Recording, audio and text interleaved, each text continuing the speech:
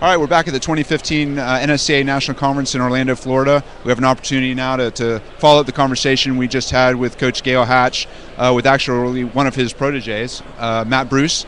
Matt has had an amazing career in Olympic weightlifting, and now he's doing a lot of other things within the strength and conditioning industry. So we have a great opportunity to talk to you. Thank you very much for spending some time with us. So I just want to start out by letting our members learn a little bit more about your background, how you got started, and especially around Olympic weightlifting, and how you've transitioned your career from the time you've retired into what you're doing now. Yeah, so I started when I was in the 8th grade. I went to a high school in the 8th grade, but they only selected 20 kids into this small class. They noticed that I was pretty strong for my age, so they sent me to Gail Hatch so that I could start training and get a little bit more size on me. So when 9th grade came around, I'd be ready for the football team, right? So I went to Coach Hatch's to start doing just basic strength training, and within about 6 weeks, he called me and my dad into his office. And he said, "Boy, have you ever even played football before?" I said, "No, sir, but they want me to play next year for him." He goes, "Well, I'm going to tell you this, son. If you dedicate your life to me, I'll make you an Olympian." And so telling that to like a little 12-year-old boy, I had no clue what I was getting into. And he said, he's like, you go back and you tell that football coach you're not going to play football, you're going to be a weightlifter. And I went the next day to school, and I didn't know what I was doing. I just told that coach, "Hey, Coach Hatch wants me to be a weightlifter," and that coach knew exactly what was going on. So back then, there was Olympic weightlifting, especially I guess at the youth age. Was that even well known? Did you even know what he was talking about around competing in that? No, I had no clue. I just knew that I enjoyed the 6 weeks that I was there, and it sounded fun. So I really had no clue until I went to my first Junior Olympics. I didn't really know what I was doing or how much potential I even had because Coach Hatch's gym was just always filled with the top level athletes in the country. And so what I was doing was actually good, but to me I felt like I was nothing compared to all of his Olympians that were in there. So that allowed me to drive and never feel complacent in what I achieved. So you went on and talk a little bit about your Olympic weightlifting career. I mean, you have a lot of records out there, and so talk about it. Yeah, so starting at 12 years old, I had a 16-year career. I ended up making 7 world teams. The world team is basically like the Olympics, but on a non-Olympic year. So I made 7 world teams. I was an Olympic team alternate in 2008 and in 2012. Won many national championships, international medalist, Pan Am medalist, and whatnot. And then just recently retired after the 2012 Olympics to become a coach. So before we go into kind of what you're doing now, I know you got involved in weightlifting at a pretty young age, and we get a lot of questions around when kids should start lifting weights. There's a lot of discussion around that, as you probably heard. What do you believe is the right answer for when someone who's young should be getting involved in lifting free weights, for example? Yeah, typically in our camp, we feel like a mature 12-year-old, or definitely by 13, they can start lifting weights. Until then, they can lift a barbell or a 15-pound bar and focus on a lot of technique work.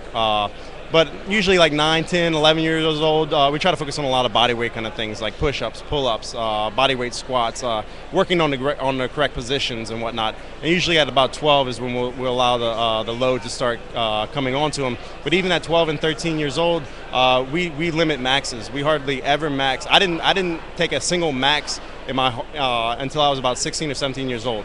Until then, all I did was triples, 5s, and 8s. Because until I can do 3 reps or 5 reps perfectly, I wasn't allowed to move up to the next weight. And so that's how he built our technique, and like I said, limited maxes to decrease the chance of us hurting ourselves. What do you think makes the Hatch system unique compared to other systems that are out there today? I know obviously you're a strong believer, not only growing up in that system, but I know you're implementing it now with athletes that you work with. Yeah, so the reason I think the Hatch system is so successful is because Coach Hatch was basically like a scientist during the 60s and 70s. He had what he called his guinea pigs. He studied the Russians, he studied the Bulgarians, he studied the Greeks, he studied the Turks, and he tried all their different methods, and he couldn't figure out why the Bulgarian system wasn't working, why the Russians weren't working. And then once he figured out that those guys were using performance-enhancing drugs, Coach Hatch then had to go back to square one and kind of start developing his own program. So he would put those guys through the ringer, he'd give them rest days, and it took him about 12 years of just like he said, as guinea pigs, basically scientific studies, until he finally developed his program in the early 80s. And once he developed that program, he's continued. He made small tweaks along the road, but for the most part, the system has stayed the same. And now it's proven in a lot of collegiate and high school athletics, right? Because LSU, Florida State University, University of Alabama, they're all using similar programs that are based off of the Hatch system. So, and you believe that in this system, in terms of not just maximizing someone's potential from an Olympic weightlifting standard, but also being able to integrate that into the athletic development that they might have for football or soccer or another sport that they're focused on? Right, yeah. So Olympic weightlifting, of course, develops explosive abilities, right? So you're not going to train a football player exactly like you would train a weightlifter, but there are a lot of similarities because you're trying to build max power, max peak output for that athlete. So the framework and the periodization is the same, but the rep schemes change just a little bit based off of the type of athlete that they are. What's the typical periodization for it? You go on an 8-week program, 12 weeks, 6? So typically in our system we have 4-week cycles and 6-week cycles. In a 4-week cycle, we'll do 3 what we call loading weeks. One week might be a heavy week, the next might be a max heavy, the next might be a medium heavy, and then we'll have an unloading week or a deload week. And on a 6-week cycle, we'll do 2 on, 1 off. So 2 loading weeks, 1 unloading week, 2 loading weeks, 1 unloading week. And it depends on where the athlete is at that time, but we typically follow the 2 loads, 1 unload, or 3 load, 1 unload. So is that unloading week or unloading weeks, is that the only rest period, or do you ever have time where you prescribe, look, you need to just take a week off and get out of here after a certain period of time? No. Throughout my whole career, I never took longer than 2 days off in a consecutive. And it wouldn't have hurt me to take a week off per se, but Coach Hatch was more into having his athletes there all the time to just be in the system, right?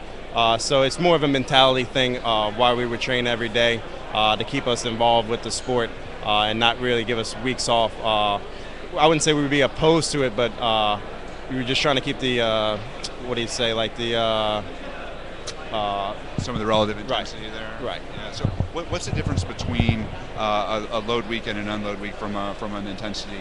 Right. So during our loading weeks, we always train at or above 80-85% for the whole week. And for a deload week, the week will start off relatively still high in intensity, maybe about 80% volume and intensity. And as the week progresses, we drop down to about 40% volume and intensity. And the reason we do these deload or unloading week is to allow the central nervous system to recover, right? Because a muscular system only needs 2 to 3 days to recover, right? Delayed onset muscle soreness, you're sore for 2 or 3 days and you recover. But on the other hand, your central nervous system needs up to a week to recover. And that's why it's important to use these unloading or deloading weeks to allow that central nervous system to recover, because the Olympic lifts take a lot out of the central nervous system as compared to the power lifts, which don't necessarily take as much out of the central nervous system. So do you also prescribe training regimens that are specific to a given sport and supplement that with the Olympic lifts? Is that part of what you do within the Hatch system, or do you focus more on the Olympic piece of it and another strength coach that focuses more on the strength and conditioning for a sport to kind of supplement what you do with some of the things that I guess it's a little mixture of both. We do all the prescribed workouts. So anything that they're going to be doing in the weight room or on speed and agility drills, we're the ones prescribing that. Now, granted, their baseball coach might be having some extra things that they're doing or whatnot, but no, we like to be in control of the whole system throughout the whole process. So what's your focus on now? I know you're not competing officially anymore. What have you transitioned into since then? Yeah, so since then I started my own gym, and so now I'm training lifters in the sport of Olympic weightlifting. I have one really good lifter, Daniel Klein. He'll be making the junior world team this year. So really just trying to follow in Coach Hatch's footsteps in that area. But then also with the help of a business partner, Michael Casu, we started a company called Brute Strength, where we do online programming for a sport called CrossFit. So I organize what I feel is the best coaches in the world. I do the strength portion. We have an endurance coach that does the endurance programming, a gymnastics coach that does the gymnastics programming, and then as a group of coaches, we get together every month and develop the workouts for our athletes all around the world. So I know we're sitting in the Team Builder booth here, and this is a software solution that you've started to integrate within your own program. Talk a little bit about how you're using the software and kind of what you see the value add. Yeah, so we proved the concept with CrossFit. We have over 200 members right now on that software. And now Coach Tommy Moffitt has decided to buy into our company, and we're going to be offering online strength and conditioning for all sports, and it's going to be going through the Team Builder app. We're taking our time with it. We're in the process of shooting all the videos right now, building up the video library, but hopefully within the next year, you'll be able to purchase the Team Builder software, and with an option to have the workouts pre-placed into the software, and all the workouts will be programmed by Coach Tommy Moffitt of LSU. Yeah, that's fantastic. You think about all the coaches that are out there, and not everyone has the opportunity to have the career that you had and have the knowledge that you have to bring to the athletes. A lot of times, especially the high school level, you have a baseball coach who's also being asked to be the strength and conditioning coach. And with what you guys are doing there and bringing your knowledge and Coach Moffitt's knowledge to that coaching realm, I mean, you're opening the door for I think a better opportunity to train athletes the right way, because they're going to be taking your philosophy and actually integrating that. So I think it's really impressive how you're taking the idea of the cloud and the internet and bringing that, utilizing that to bring it to the coaches. Right. So it's similar to back in 20 years ago, Bigger, Faster, Stronger. Every high school had that manual, right? Everyone used that same kind of methodology to their training. We're basically doing the same thing, but now with the new software, right? To where it's all online, it's all digital. So we're taking a similar concept and going to be providing that software to colleges and universities and high schools, so that they can get that expert training right there with the click of a mouse, right? And it'll all be preloaded for them without them having to really program or develop the program. So I know that the Hatch system, just talking from Coach Hatch, is very hands-on. I mean, you guys believe in being out there with the athletes all the time. How do you integrate the idea of the use of technology, which can sometimes lead to coaches being a little more hands-off because the workouts are prescribed, the athletes can walk through themselves, with your philosophy of being a very hands-on coach? Right. So, and that was one of our first and biggest problems, was how I come from such a hands-on coach. How can I bring that same atmosphere through the internet, right? Through software. And luckily, there are great programs out there. We use a program called UberSense. UberSense allows our athletes to record themselves, send us the videos, and then I can write on it, kind of like John Madden writing on the videos. I can pause it, I can fast forward it, I can slow it down, and I can send that video feedback to them within an instant, right? But the biggest thing when it comes to that is just communication. Keeping that communication open between you and your athletes and the people you're training online, to let them know, hey, if you're not feeling good to stay, it might say, 98%, but, take it easier if you feel like you can't hit that max that day or whatever it is. So yeah, the key is just communication. And nowadays with the technology and like with Team Builder, you can talk straight through the app, right? The coach can send messages to the athletes and whatnot straight through the app. So even though you're hands-on when they're there, you like to be able to keep in touch with your athletes when they're not around, and you can utilize that technology to do that. Correct, right. That's fantastic. Matt, thanks for spending time with us. Really appreciate it. Been a pleasure meeting you. Hopefully we'll see you again in the future. So thanks a lot. We're joined with Matt Bruce here at the 2015 NSCA National Conference in Orlando, Florida. We'll be on live again shortly. Thank you.